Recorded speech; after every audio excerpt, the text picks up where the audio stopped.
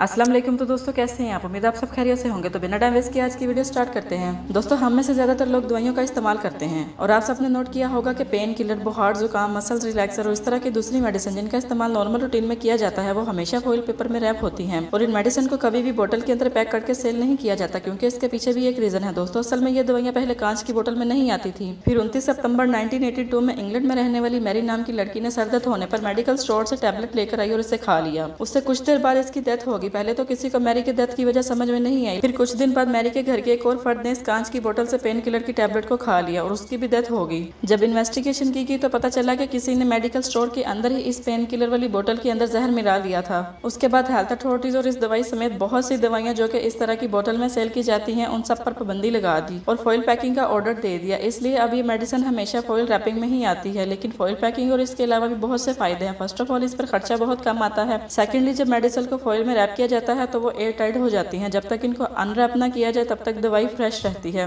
सिर्फ इतना ही नहीं बल्कि इससे मेडिसिन काफी अट्रैक्टिव भी लगती है। जबकि बोतल के अंदर दवाई का जब ढक्कन खोला जाता था तो अंदर मौजूद सारी टैबलेट्स को हवा लग जाती थी। तो दोस्तों क्या आप इसके बारे में पहले से जानते थे? मुझे कमेंट करके जरूर बताएं। जाने से पहले मेरे चैनल को सब्सक्राइब करना ना भूलें। मेरी नेक्स्ट वीडियो तक दे मुझे इजाजत। Thanks for watching. Allah Hafiz.